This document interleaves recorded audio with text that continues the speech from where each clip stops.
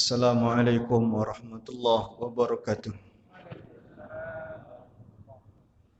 Alhamdulillah, summa salatu wassalamu ala rasulillah wa ala alihi wa sahbihi wa mawalah.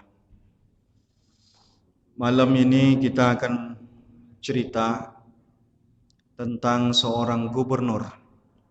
Tidak niat menyindir siapa-siapa, tapi memang ceritanya tentang kisah seorang gubernur. Gubernur ini namanya Sa'id bin Amir. Dia merupakan gubernur di zaman Khalifah Umar bin Khattab radhiyallahu taala anhu. Umar bin Khattab kalau milih gubernur, yang pertama dia tengok adalah kesolehannya. Ini orang soleh atau tidak? Takut enggak sama Allah? Yang paling takut sama Allah itu yang dia pilih jadi gubernur. Dan dia paksa, tidak bisa bilang tidak. Kalau udah Umar bin Khattab. Jadi datanglah Umar bin Khattab kepada Sa'id bin Amir. Sa'id bin Amir jadi gubernurlah di daerah namanya Homs. Saya ini, kata Sa'id bin Amir, takut jadi gubernur. Kenapa takut jadi gubernur? Godaannya besar. Godaan uang maksudnya ya.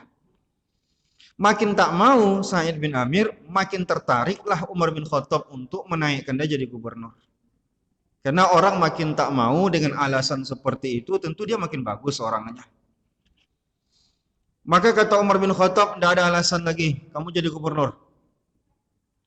Maka agak berat hati dengan rasa takut, akhirnya dia kabulkan permintaan Umar bin Khattab, maka dia jadi gubernur. Selama dia jadi gubernur, banyak masalah pribadi yang tak bisa dia selesaikan karena dia miskin. Di rumahnya tidak ada uang negara. Di rumahnya semua uang dia. Dan itu dia sangat miskin sekali. Suatu ketika daerah Homs itu terjadi paceklik dan hidup orang-orang susah pada saat itu. Maka datanglah utusan dari gubernur ke Madinah. Umar bin Khattab di Madinah, gubernur tadi di Homs. Kata orang kepada Umar bin Khattab kirimlah bantuan.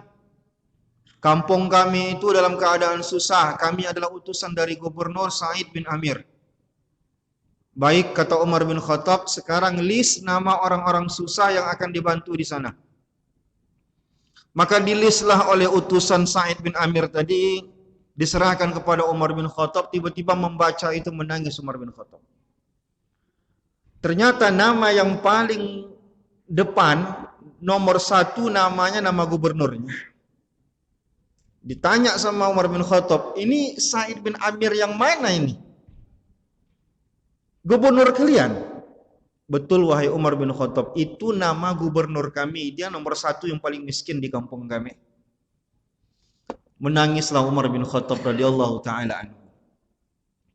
Kasihan Umar bin Khattab, hebat kali perjuangan gubernur kalian nih. Justru dia paling susah di antara kalian. Maka karena kasihan Umar bin Khattab, diambillah duit 1000 dirham. Diambillah uang 1000 dirham. Lalu kemudian dihadiahkanlah kepada gubernurnya tadi. Datanglah utusan ini pulang ke Homs dan diserahkanlah bantuan daripada Umar bin Khattab radhiyallahu taala anhu. Inna lillahi wa inna ilaihi raji'un, kata gubernur ini. Dengan suara yang lantang dan keras dia bilang, Inna lillahi wa inna ilaihi raji'un. Terperanjat istrinya. Apa kata istrinya? Ada apa suamiku? Apa ada berita duka dari Umar bin Khattab? Meninggal dunia dia. Kata istri daripada gubernurnya tadi. Apa kata gubernur ini? Lebih bahaya lagi dibandingkan dengan meninggalnya Umar bin Khattab ini. Kenapa kata dia? Imanku diuji oleh Umar bin Khattab dengan uang yang begitu banyak. Inilah malapetaka yang paling besar bagi aku. Maka dia menangis, dia tak mau terima uang itu, dia minta uang itu dibalikkan lagi kepada Umar bin Khattab.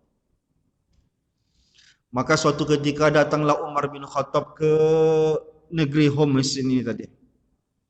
Umar bin Khattab kebiasaannya belusukan. Datanglah dia ke warga-warga, dia tanya, apa pendapat kalian sama gubernur kalian nih? Senang atau enggak kalian dengan gubernur? Kata mereka, secara keseluruhan kami senang, kecuali dalam 3 hal. Mendengar 3 hal ini tak ditanyakan sama Umar apa yang 3 itu. Langsung dia panggil gubernur, dia panggil rakyatnya, dia sidang semuanya. Nah, 3 hal itu apa? Ini gubernurnya, sebutkan.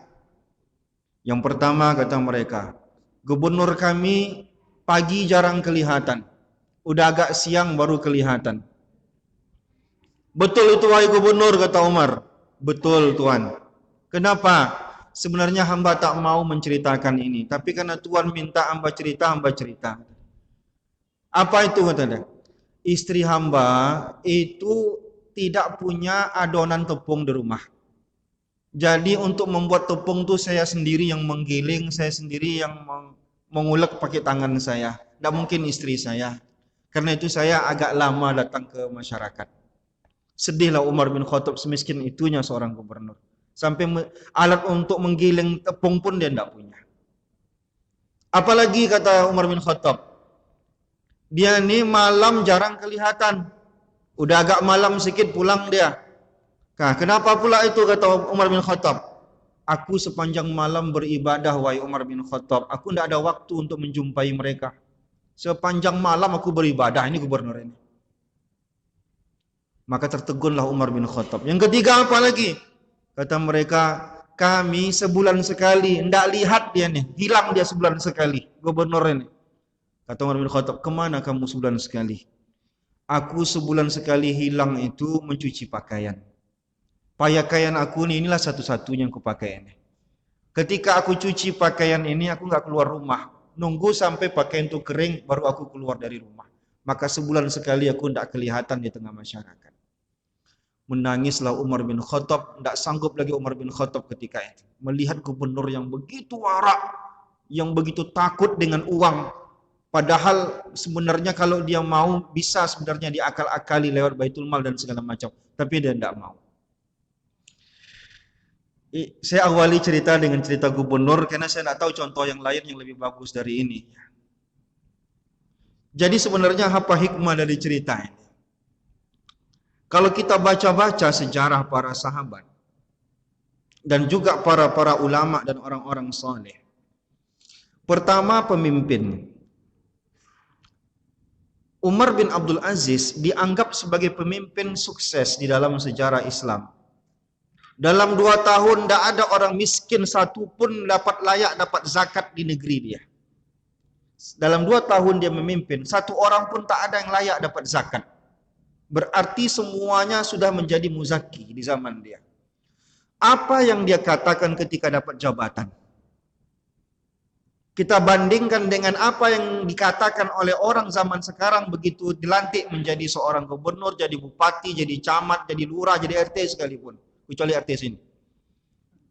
Apa yang kata-kata yang keluar dari mulutnya? Alhamdulillahirabbil alamin. Coba kita baca sejarah para pemimpin-pemimpin dahulu. Ketika terangkat menjadi pemimpin, apa kata yang keluar dari mulut mereka? Inna lillahi wa inna ilaihi raji'un. Kira-kira sama enggak psikologis orang ketika baca inna lillahi wa inna ilaihi raji'un dan ketika orang membaca alhamdulillahi rabbil alamin? Beda enggak apa yang ada di pikirannya? Itu beda itu. Orang yang ketika diangkat jadi pemimpin baca inna lillahi wa inna ilaihi raji'un, dia anggap itu ini amanah berat ini. Umar bin Abdul Aziz ketika dilantik menjadi khalifah, itu nangisnya berhari-hari. Ditanya sama istrinya, kamu baru diangkat jadi khalifah kok nangis-nangis terus? Begitu saya dilantik, berat tengkuk saya. Merasa disinilah beban anak yatim, disinilah beban orang miskin, di sini semua rasa beban itu setelah saya dilantik. Maka ucapan dia innalillahi wa inna ilaihi raji'un. Kira-kira kalau alhamdulillahi rabbil alamin, apa yang ada di otak orang ketika baca alhamdulillahi rabbil alamin? Jangan, tak usah kuat-kuat. Jangan-jangan, wah ini proyek nih, besar ini. Saya tidak mau. Oh gubernur kita begitu, enggak. Saya enggak itu maksud saya. Ini saya cuma mencontohkan saja. Jadi intinya jadi pemimpin itu enggak apa-apa. Tapi jadi pemimpin itu mudah masuk nerakanya, mudah masuk surganya. Kata Rasulullah, orang yang paling pertama nanti mendapat naungan Allah di hari kiamat itu adalah pemimpin yang adil. Orang yang paling banyak dosanya, satu kesalahan dia, senegara dia berdosa itu. Itu juga pemimpin. Maka jadi pemimpin itu bagus, tapi mesti jadikan pemimpin itu mempermudah kita masuk surga. Yang kedua, yang ingin kita soroti dari cerita ini adalah tentang pandangan orang-orang soleh ini terhadap duit. Ini yang ingin kita kupas sebenarnya. Takut mereka ada campur haram sedikit saja di harta mereka. Imam Abu Hanifah, Imam Hanafi, ayahnya namanya Sabit. Sabit ini cerita populer sebenarnya. Sabit ini sambil lewat, kehausan, lapar, tiba-tiba ada apel di situ tepi sungai, tepi aliran sungai lah begitu ya. Dia makan apelnya karena haus, lapar, dia makan apel itu. Setengah dia makan baru terbayang sama dia, ini apel siapa ini? Ini halal enggak saya makan ini? Ikhlas enggak orang yang punya apel? Padahal apel itu cuma. Maka dia telusurilah sungai itu sampai dia dapat pohon apel ini. Dia pengen tahu siapa yang punya apel ini. Lama dia mencari mana pohon apel. Akhirnya jumpa pohon apel itu. Adalah penjaga pohon apel itu. Dia tanya, bapak yang punya apelnya? Enggak. Bisa bapak ikhlaskan apelnya? Bukan aku yang punya, gimana aku mengikhlaskannya?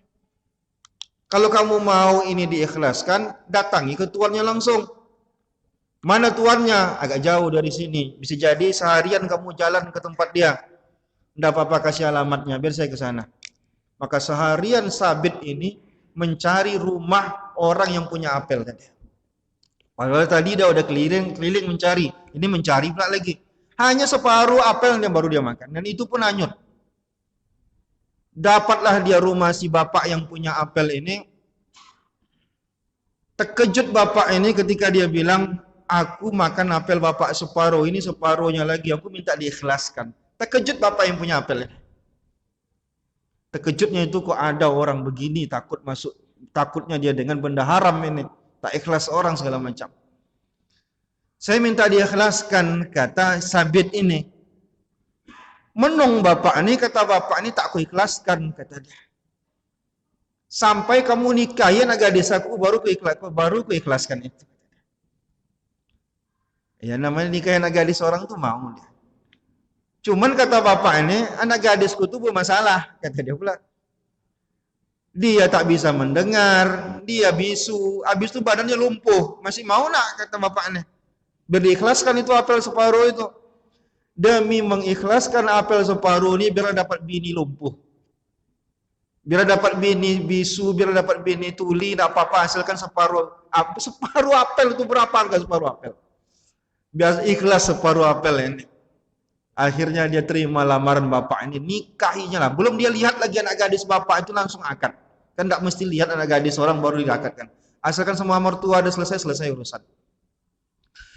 Dah sampailah di malam pertamanya, didatangilah bini tadi. Udah terbayang sama dia cemana bentuknya. Rupanya masuk di kamar tuh cantik rupanya bini. Tidak rupanya bisu, tidak tuli, dan tidak lumpuh. Rupanya sehat, bugar, cantik. Ternyata bapak ini ingin menguji betul nggak dia minta ikhlaskan ini. Kalau dia betul-betul minta ikhlaskan, dia harus terima tantangannya. Maka dia terima tantangannya. Rupanya bapak ini cuma menguji. Itulah ayah daripada Imam Hanafi dan emak daripada Imam Hanafi. Hanafi itu nama aslinya Nu'man bin Sabit. Begitulah ulama, begitulah orang soleh takut sama benda haram itu. Maka hal-hal yang syubhat pun mereka tidak mau. Satu cerita lagi, Abu Bakar Siddiq. Abu Bakar Siddiq ketika itu menyuruh pembantunya untuk beli makanan. Belilah makanan, ini duit. Dikasihnya duit, suruh pembantu beli makanan. Pulang pembantunya bawa makanan, dia makanlah. Setelah dia kenyang makan, baru kata pembantunya, kok tak kamu tanya itu makanan dari mana? Terkejut dia.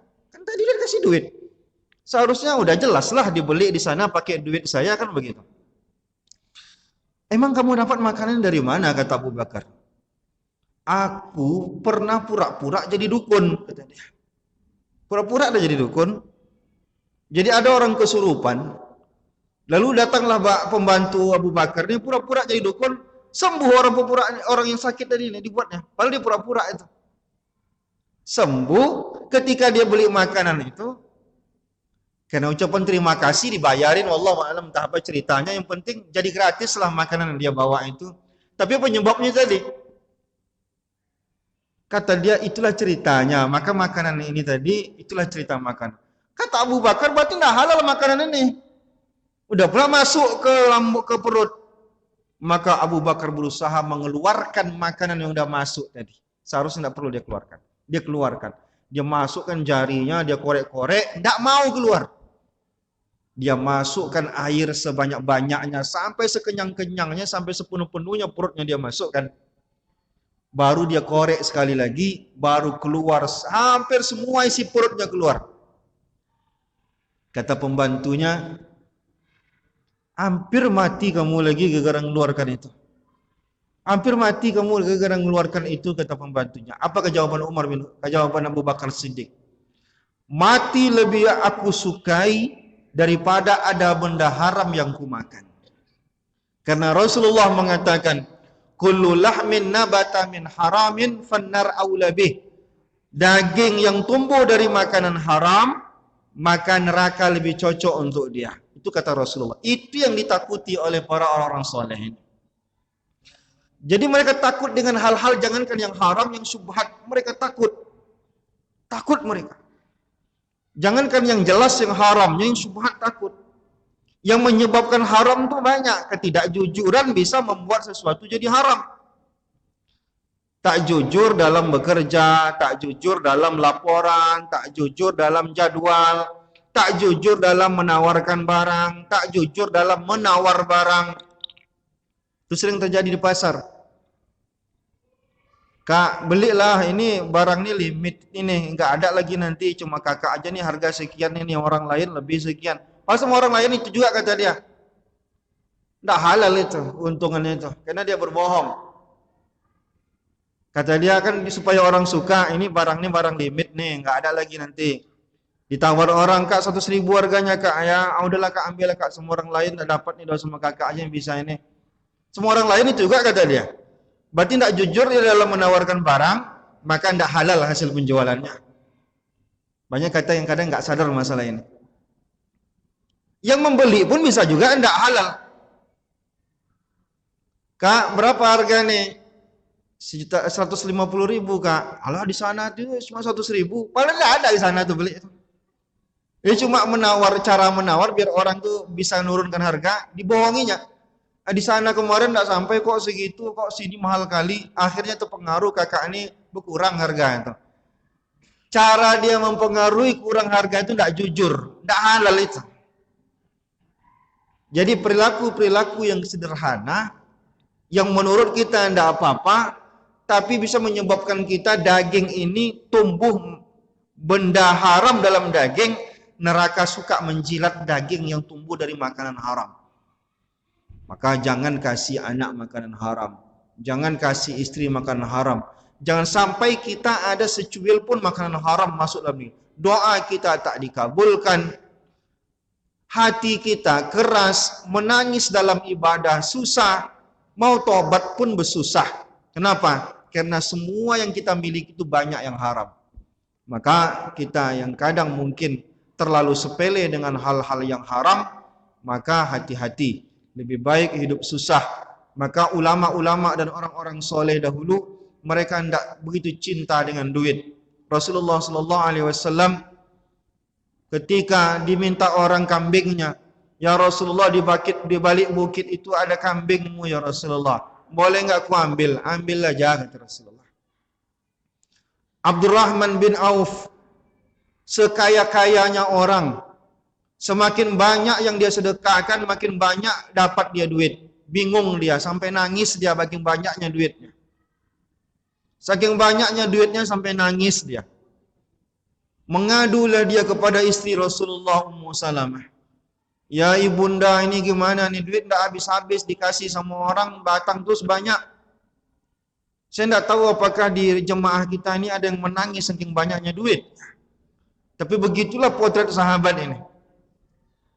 Apa kata istri Rasulullah? Apa yang kau pusing kasih ke orang? Iya, udah aku kasih ke orang. Masih banyak juga yang datang. Tidak apa-apa. Banyak yang datang, banyak dikasih ke orang. Sehingga apa? Hampir sepertiga penduduk Madinah itu dikasih sama dia makan. Tidak peduli dah duit itu. Lebih parah lagi ada cerita Talha bin Ubaidillah. Tiba-tiba Talha bin Ubaidillah nangis sendirian. Ditanya sama istrinya, suamiku ada apa kok kamu nangis? Banyak kali uang di rumah kita. Kalau istri bapak mendengar itu, apalah kata dia? Tenang bang, biar ada yang ngurus duit-duit itu. Apa kata istri Talha bin Ubaidillah? Ngapain kau pusing kalau banyak duit di rumah kita? Kasih aja ke orang. Maka besok paginya dia ambil talam, dia masukkannya duit dalam talam itu, dia junjung ke tengah pasar. Siapa mau duit? Siapa mau duit? Siapa mau duit? Dikasih sama dia. Yang mau duit kasih, yang mau duit kasih. Saya bukan maksud saya bapak pulang dari sini, ambil duit rekening semuanya, lalu bapak masukin ke talam, lalu bapak kasih-kasih ke orang. Inilah maksud saya bercerita ini, inilah potret orang dulu masalah duit. Tak begitu penting bagi mereka duit. Kenapa? Mereka khawatir terlalu sayang sama duit, susah untuk beribadah. Cari duit banyak, tapi gunakan itu mudah untuk beribadah. Kata Rasulullah SAW, "I'mal li dunyaka ka'annaka ta'ishu abada." Cari duit banyak-banyak, seakan hidup selama-lamanya. Wa'mal li akhiratika ka'annaka tamutu ghada. Tapi begitu membelanjakannya di jalan Allah, seakan-akan besok pagi mati. Datanglah malaikat maut menggedor pintu itu. Ustaz berhenti ceramah sebentar, kata malaikat maut. Kenapa? Saya membacakan nyawa bapak ini satu-satu. Pas giliran bapak, kata malaikat maut, Pak, bapak yang 12 nanti mati nih. Lewat kotak impak depan bapak, mungkinkah bapak pelit lagi masukkan duit kotak impak itu? Pasti di kantong bapak masukkan, handphone bapak pun bapak masukkan kotak impak itu. Kenapa? Begitulah prinsip dalam ibadah. Mencari dunia seakan-akan hidup selama-lamanya, tapi begitu urusan ibadah, seakan-akan setelah itu tidak ada kesempatan untuk beribadah lagi. Tak masuk duit itu ke hati kita. Dia cuma masuk ke dompet kita, masuk ke kantong kita, berada di telapak tangan kita. Ada dia di telapak tangan kita, alhamdulillah. Tak ada di telapak tangan kita, tak sampai sedih hati kita, tak sampai berkurang ibadah kita. Karena dia tak masuk ke hati kita. Ini yang penting bagi kita, belajar dari kisah-kisah orang-orang soleh, tentang bagaimana mereka menghadapi masalah keuangan ini, tak begitu pusing, mereka hidup susah. Terakhir kata Rasulullah SAW, yadkhulul jannatal fakir, orang yang susah hidupnya duluan masuk surga, khamsu mi'atin, sebanyak 500 tahun lebih cepat dibandingkan dengan orang kaya. Enak kali jadi orang miskin, bukan itu maksudnya. Orang miskin tidak banyak yang dipertanggungjawabkan di hadapan Allah. Banyak juga orang miskin yang duluan masuk neraka. Kenapa? Udahlah susah, tak pula sholat. Tapi kalau sama-sama orang soleh, maka kesusahan itu kadang membuat kita selamat dari banyak pertanyaan-pertanyaan dari Allah Subhanahu wa taala. Ada juga orang makin kaya makin cepat masuk surganya. Kenapa? Karena uang-uangnya dia gunakan untuk beribadah jalan Allah Subhanahu wa taala. Intinya begitu. Assalamualaikum warahmatullahi wabarakatuh.